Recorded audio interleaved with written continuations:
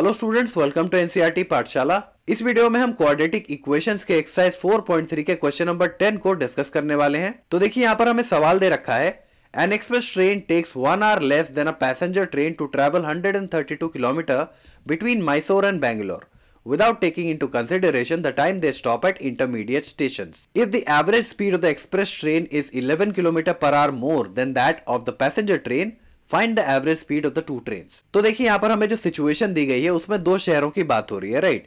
पहला शहर हमारे पास है मैसूर, दूसरा है बेंगलोर। इन दोनों शहरों के बीच का जो डिस्टेंस है वो हमें गिवन है 132 किलोमीटर, राइट।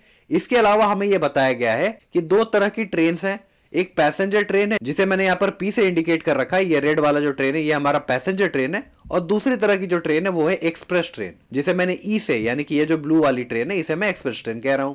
तो ये दो तरह की ट्रेन हैं जो ये डिस्टेंस मैसूर से लेकर के बेंगलोर तक का डिस्टेंस कवर कर रही हैं। अब इसके अलावा सवाल में हमें स्पीड और टाइम से रिलेटेड दो जानकारियां दी गई हैं। पहली जानकारी ये दी गई है कि पैसेंजर ट्रेन की स्पीड जितनी भी है उससे 11 किलोमीटर पर आवर स्पीड ज्यादा किसकी है, एक्सप्रेस ट्रेन की, राइट। यहां पर मैंने लिख रखा है कि अगर पैसेंजर ट्रेन की speed x kilometre per hour हो तो उस केस में एक्सप्रेस ट्रेन की स्पीड कितनी हो जाएगी, ये पैसेंजर ट्रेन से 11 किलोमीटर पर आवर ज्यादा, यानी कि x plus 11 kilometre per hour हो जाएगी, राइट। तो ये बात स्पीड के बारे में हमें बताई गई है। और इसके अलावा आप देखो यहाँ पर कॉमन सेंस वाली बात है कि जिस ट्रेन की स्पीड ज्यादा है, यहाँ पर एक्सप्रेस ट्रेन की स्पीड ज्यादा है, राइट, 11 किलोमीटर पर आवर ज्यादा स्पीड है पैसेंजर ट्रेन के कंपैरिजन में। तो जिस ट्रेन की स्पीड ज्यादा होगी उसे टाइम कम लगेगा, है ना। ये तो कॉमन सेंस वाली बात है। तो यहां पर देखो हमें सवाल में यह बात बताई गई है कि एक्सप्रेस ट्रेन को 1 घंटा कम लगता है as compare to passenger train, right. तो पैसेंजर ट्रेन को जितना भी टाइम लग रहा था उससे 1 घंटा कम टाइम किसे लगेगा, एक्सप्रेस ट्रेन को। तो यहां पर आप देख सकते हो बॉक्स में मैंने लिख रखा है स्पीड और डिस्टेंस के बारे में। अगर मैं पैसेंजर ट्रेन की बात करूं, इसकी स्पीड हमने अज्यूम की x किलोमीटर पर आवर, और इसके अलावा डिस्टेंस कितना कवर करना है इसे, मैसूर से बेंगलोर के बीच का डिस्टेंस, यानी कि 132 किलोमीटर। सिमिलरली अगर मैं एक्सप्रेस ट्रेन की स्पीड की बात करूं तो ये कितना हो जाएगा, पैसेंजर से 11 किलोमीटर पर आवर ज्यादा, यानी कि x plus 11 kilometre per hour, ये स्पीड हो जाएगी एक्सप्रेस ट्रेन की। हालांकि डिस्टेंस तो इसे भी उतना ही कवर करना है, मैसूर से बेंगलोर तक की तो एक्सप्रेस ट्रेन भी जा रही है, राइट। तो इसे भी 132 किलोमीटर ही कवर करना है। तो देखो भाई, हमारे पास स्पीड और डिस्टेंस दोनों ट्रेन की फिलहाल है, भले ही स्पीड हमारी वेरिएबल के टर्म में। तो इन दोनों की मदद से, यानी कि स्पीड और डिस्टेंस की मदद से मैं टाइम तो निकाल ही सकता हूं। अब वो कैसे, आपको एक फॉर्मूला पता होगा। अगर मैं टाइम की बात करूं, टाइम को आप कैलकुलेट कैसे करते हो, टाइम होता है डिस्टेंस अपॉन स्पीड। तो जब मैं डिस्टेंस को स्पीड से डिवाइड करता हूं तो उस केस में टाइम आता है हमारा, राइट। जैसे अगर मैं एक एग्जांपल आपको दे दूं, मान लो आपको 100 किलोमीटर का डिस्टेंस कवर करना है, ये हमारा डिस्टेंस है, और मैं आपको स्पीड दे दूं मान लो 25 kilometre per hour, 25 kilometre per hour, ये हमारी स्पीड हो गई। तो देखो भाई यहां पर क्या हो जाएगा, इस किलोमीटर से ये किलोमीटर कैंसिल, 25 1 टाइम्स, 25 4 टाइम्स, और ये आवर जो यहां पर डिवीजन हो रहा था ये ऊपर चला जाएगा। तो वैल्यू हमारे पास कितनी आ जाएगी भाई, ये आ जाएगी 4 आवर्स के बराबर, है ना। तो यहां पर आप देख सकते हो कि आपने यहां पर किया क्या, 100 किलोमीटर हमारा डिस्टेंस था, 25 किलोमीटर पर आवर हमारी स्पीड थी। तो डिस्टेंस और स्पीड को डिवाइड करने पर हमारे पास वैल्यू कौन सी है फाइनली, ये तो टाइम आया ना, 4 आवर्स, राइट। तो इसी बात को हमने यहां पर लिख रखा है, time is equal to distance upon speed, यानी कि डिस्टेंस को अगर आप स्पीड से डिवाइड करोगे तो आपको टाइम मिल जाएगी। तो यहां पर देखो भाई, हमारे पास दोनों ही केसेस के लिए, पैसेंजर ट्रेन के लिए भी स्पीड और डिस्टेंस दोनों है, एक्सप्रेस ट्रेन के लिए भी स्पीड और डिस्टेंस दोनों है। तो दोनों ही केसेस के लिए मैं टाइम तो निकाल ही सकता हूं। मुझे डिस्टेंस को डिवाइड करना है स्पीड से, रेस्पेक्टिवली पैसेंजर और एक्सप्रेस ट्रेन के लिए। तो आइए वैसा करते हैं। ओके, तो अगर मैं पैसेंजर ट्रेन की बात करूं, तो इस केस में दो जानकारियां हमें पता है, हमें डिस्टेंस पता है, स्पीड पता है, टाइम हम निकाल सकते हैं।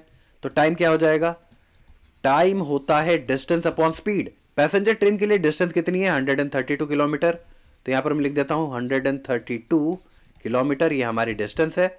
और अगर मैं स्पीड की बात करूं तो पैसेंजर ट्रेन की स्पीड कितनी है, ये है x kilometre per hour, right. तो यहां पर देखो क्या हो जाएगा, किलोमीटर से किलोमीटर कैंसिल, आवर ऊपर चला जाएगा। फाइनली हमारे पास टाइम कितनी आ जाएगी, टाइम हमारे पास आ जाएगा पैसेंजर ट्रेन के लिए, this is equal to 132 by x hours. इतने घंटे का हमें समय लगेगा पैसेंजर ट्रेन के केस में, राइट। सिमिलरली अगर मैं एक्सप्रेस ट्रेन की बात करूं तो देखो वहां पर हमारे पास क्या है, यहां पर मैं लिख रहा हूं, अब हम बात कर रहे हैं एक्सप्रेस ट्रेन की।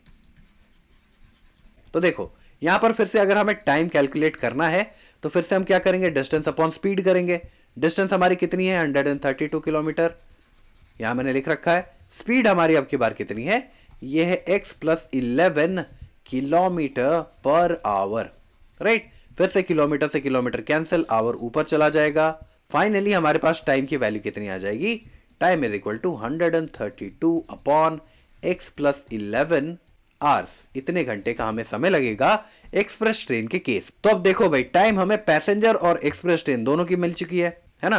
पैसेंजर ट्रेन का टाइम कितना है, ये है 132/x आवर्स, और एक्सप्रेस ट्रेन का टाइम कितना है, ये है 132/x + 11 आवर्स। अब देखो, सवाल में हमें एक जानकारी दी गई थी कि एक्सप्रेस ट्रेन को 1 घंटे कम समय लगता है पैसेंजर ट्रेन से, यानी कि पैसेंजर ट्रेन को जितना भी टाइम लग रहा था उससे 1 घंटे कम टाइम लगेगा किसे, एक्सप्रेस ट्रेन को। तो यहां पर अगर मैं एक एग्जांपल ले लूं तो देखो, हमें क्वेश्चन में ये गिवन है कि मान लेते हैं अगर पैसेंजर ट्रेन को मान लेते हैं कि चलो 20 आवर्स लग रहे होंगे इस डिस्टेंस को कवर करने में। ये एक हाइपोथेटिकल वैल्यू मैंने ली है, ये एक्चुअल वैल्यू बिल्कुल नहीं है, मैं आपको बस एक एग्जांपल दे रहा हूं, राइट। तो अगर मैं मान लूं कि पैसेंजर ट्रेन को 20 आवर्स लग रहे होंगे तो एक्सप्रेस ट्रेन को कितना टाइम लगेगा भाई।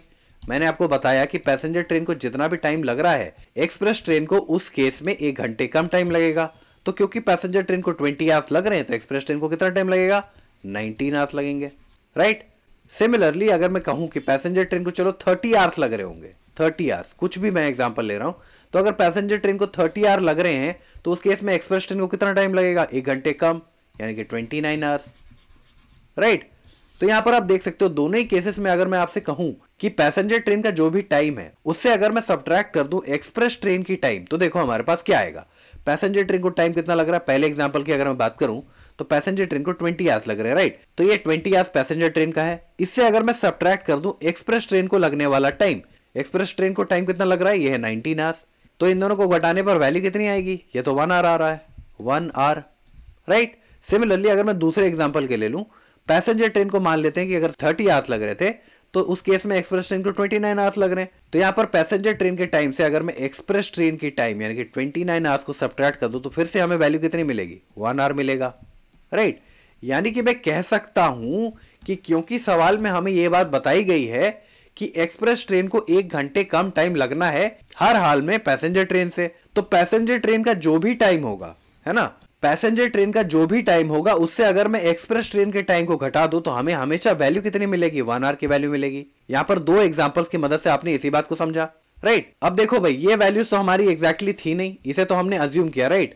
तो यहां पर एग्जैक्ट वैल्यूज हमारे पास क्या आई थी, टाइम की अगर मैं बात कर रहा हूं तो मुझे पता है कि पैसेंजर ट्रेन के केस में मुझे टाइम कितना लग रहा था, ये हमने कैलकुलेट किया था 132/x आवर्स, राइट। इतने घंटों का समय लग रहा है पैसेंजर ट्रेन को, और एक्सप्रेस ट्रेन को कितना टाइम लग रहा है, 132/x + 11 आवर्स। तो यहां पर भी वही वाला कॉन्सेप्ट तो वैलिड होगा ना, राइट। तो यहां पर देखो मैं क्या कर रहा हूं, मुझे पता है कि पैसेंजर ट्रेन का टाइम कितना है, ये है 132/x आवर्स। इससे अगर मैं सब्ट्रैक्ट कर दूं एक्सप्रेस ट्रेन का टाइम यानी कि 132/x + 11, तो इस केस में भी हमें डिफरेंस कितना मिलना चाहिए, 1 आवर का डिफरेंस मिलना चाहिए, राइट। तो यहां पर देखो ये हमारी एक इक्वेशन बन चुकी है, इसे हम सॉल्व करते हैं। तो देखो इसे सॉल्व करने के लिए हम सबसे पहले क्या करेंगे, 132 को मैं कॉमन ले रहा हूं, राइट। ऐसा इसलिए ताकि यहां पर सिंप्लीफाइड हो जाए वैल्यूज। तो 132 बाहर जा चुका है, अंदर आ जाएगा 1/x, माइनस 132 बाहर जा चुका है, अंदर आ जाएगा 1/x + 11, this is equal to 1। अब 132 यहां पर मल्टीप्लाई हो रहा है, राइट। तो इसे अगर मैं RHS पर भेज दूं तो वो क्या हो जाएगा, डिवाइड हो जाएगा। तो यहां पर LHS पर हमारी वैल्यू रह जाएगी 1/x minus 1/x + 11, this is equal to 1, और ये 132 RHS पर जाकर के डिवाइड हो जाएगा, राइट। फर्दर हम क्या कर सकते हैं, फर्दर हमें LCM लेना पड़ेगा LHS पर। तो देखिए यहाँ पर डिनोमिनेटर दोनों के दोनों वेरिएबल्स हैं, तो मैं क्या करता हूँ, इन दोनों के प्रोडक्ट को ही मैं LCM ले लेता हूँ। तो यहाँ पर पहला टर्म हमारे पास x है, दूसरा है x + 11, इन दोनों का प्रोडक्ट ही हमारा हो जाएगा LCM। तो अब देखो x यहाँ पर कॉमन है, x + 11 मल्टीप्लाई होगा 1 के साथ, तो ये हो जाएगा x + 11 माइनस x + 11 यहाँ पर कॉमन है, x मल्टीप्लाई होगा 1 के साथ, तो x × 1 कितना हो जाएगा, ये हो जाएगा x। This is equal to, ये किसके बराबर है भाई, दिस इज इक्वल टू 1/132। अब फर्दर देखो यहाँ पर +x है, यहाँ पर -x, ये दोनों कैंसिल। इसके बाद हमारे पास वैल्यू क्या आएगी, न्यूमरेटर पर हमारे पास है 11 और डिनोमिनेटर पर हमें यहाँ पर प्रोडक्ट करना पड़ेगा, राइट। तो x × x हो जाएगा x² और x × +11 हो जाएगा +11x, this is equal to 1/132। अब देखो फर्दर अब हमें क्या करना है, क्रॉस मल्टीप्लाई हमें करना पड़ेगा। तो यहाँ पर 11 मल्टीप्लाई होगा 132 के साथ और एक्स स्क्वायर प्लस 11x ये मल्टीप्लाई होगा 1 के साथ। तो देखो हमारे पास वैल्यू क्या आएगी, एक्स स्क्वायर प्लस 11x 1 से मल्टीप्लाई होकर के वही वैल्यू आ जाएगी, x square plus 11x this is equal to 11 into 132। ये कितना हो जाएगा भाई, 1320 प्लस 132 ये हो जाएगा 1452, राइट। तो यहाँ पर वैल्यू आ जाएगी 1452, this is the value of 11 into 132। अब इसके बाद 1452 को अगर मैं LHS पर ले आऊं तो देखो हमारे पास क्या हो जाएगा, एक्स स्क्वायर प्लस 11x, ये तो LHS पर हमारे पास पहले से थे, 1452 LHS पर आकर के हो जाएगा minus 1452, this is equal to 0। अब यहाँ पर एक क्वाड्रेटिक इक्वेशन बन चुकी है, इसे सॉल्व करने पर हमारे पास x की दो वैल्यूज आएंगी, राइट। तो इसे सॉल्व करने के लिए हमें क्या करना पड़ता है, पहले और तीसरे टर्म को हम पहले मल्टीप्लाई करते हैं। तो एक्स स्क्वायर इंटू माइनस 1452 ये कितना आ जाएगा, ये आ जाएगा माइनस 1452 एक्स स्क्वायर, राइट। इसके बाद हम क्या करते हैं, इस टर्म को किसी ऐसे दो टर्म्स में हम स्प्लिट करते हैं जिन्हें ऐड करने पर ये बीच वाली वैल्यू यानी कि प्लस 11x आ जाए और उन दो टर्म्स को मल्टीप्लाई करने पर ये यानी कि माइनस 1452 एक्स स्क्वायर आ जाए। तो ऐसे दो टर्म्स क्या होंगे भाई, तो इसे फाइंड आउट करने के लिए मैं क्या कर रहा हूँ, 1452 का मैं प्राइम फैक्टराइजेशन कर रहा हूँ, राइट। तो इसे सबसे पहले चलो अगर मैं 3 से डिवाइड कर दूं तो यहाँ पर 3 4 12, 3 8 24 एंड 3 4 12। इसके बाद इसे अगर मैं 4 से डिवाइड कर दूं तो यहाँ पर 121 आ जाएगा, फर्दर यहाँ पर 11 आ जाएगा, 11 times is 121 and 11 1 times is 11, right. तो ये हमारे पास प्राइम फैक्टराइजेशन आ चुका है। अब यहाँ पर देखो भाई दो नंबर अगर मुझे बनाने हो तो यहाँ पर देखो 4 इंटू 11 कितना हो जाएगा, ये हो जाएगा 44, 3 इंटू 11 कितना हो जाएगा, ये हो जाएगा 33। तो अगर देखो 44 से अगर मैं 33 सब्ट्रैक्ट कर दूं तो हमारे पास 11 आ जाएगा ना, और 44 इंटू 33 ये कितना आ जाएगा, माइनस 1452, क्योंकि यहाँ पर इन चारों को मल्टीप्लाई करके तो 44 और 33 आए थे, राइट। 4 और 11 को मल्टीप्लाई करके हमने 44 लाया था और 3 और 11 को मल्टीप्लाई करके हमने 33 लाया था। तो इन चारों को मल्टीप्लाई करने पर वापस हमारे पास 1452 तो आ ही जाएगा, राइट। तो यहाँ पर देखो वैल्यू हमारे पास एग्जैक्टली क्या होगी, 44x माइनस 33x ये हमारी वैल्यू हो जाएगी, है ना। यहाँ पर 44x से 33x अगर आप सब्ट्रैक्ट कर दो तो यहाँ पर 11x आ जाएगा और इन दोनों को मल्टीप्लाई करने पर हमारे पास माइनस 1452 एक्स स्क्वायर आ जाएगा। तो 11x के जगह पर मैं इस वैल्यू को लिख सकता हूँ। तो आइए वैसा करते हैं, पहले मैं इन सभी चीजों को इरेज कर लेता हूँ। ओके, तो देखो यहाँ पर क्या हो जाएगा, एक्स स्क्वायर और 11x के जगह पर मैं लिख रहा हूँ प्लस 44x माइनस 33x, इसके बाद हमारे पास है minus 1452, this is equal to 0। अब देखो पहले दो टर्म से आप x कॉमन ले सकते हो, यहाँ से अगर मैं x कॉमन ले लूँ तो x बाहर जा चुका, अंदर बचा x प्लस x बाहर जा चुका, अंदर बचा 44। दूसरे दो टर्म से अगर मैं माइनस 33 कॉमन ले लूँ तो देखो यहाँ पर क्या आएगा, माइनस 33 बाहर जा चुका है, अंदर बच गया x और 1452 था क्या, 44 इंटू 33 तो था, राइट। 33 बाहर जा चुका तो अंदर 44 ही बचेगा और माइनस को भी हम बाहर ले चुके तो अंदर क्या बचेगा, plus 44, this is equal to 0। अब अगर मैं x प्लस 44 कॉमन ले लूँ तो उस केस में देखो हमारे पास क्या होगा, ये बाहर जा चुका है, अंदर बचा x, ये बाहर जा चुका है, अंदर बचा minus 33, this is equal to 0। अब देखो दो हमारे पास टर्म्स ऐसे आ गए हैं, दो फैक्टर्स ऐसे आ गए हैं जिनको मल्टीप्लाई करने पर 0 आ रहा है हमारे पास। तो ऐसा तभी हो सकता है जब इन दोनों में से कोई एक या फिर दोनों के दोनों 0 हो, तभी तो इन दोनों को मल्टीप्लाई करने पर 0 आएगा, राइट। तो यहाँ पर मैं क्या करूंगा, दोनों को इंडिविजुअली 0 से इक्वेट करूंगा। तो अगर मैं पहले फैक्टर को x प्लस 44 को 0 से इक्वेट करूं तो यहाँ पर देखो क्या होगा, प्लस 44 RHS पर जाएगा, x की वैल्यू कितनी हो जाएगी, ये हो जाएगा माइनस 44, ये हमारा पहला रूट है। और अगर मैं दूसरे फैक्टर को x माइनस 33 को 0 से इक्वेट करूं तो माइनस 33 RHS पर जाएगा, x की वैल्यू कितनी आ जाएगी, ये आ जाएगी 33 के बराबर।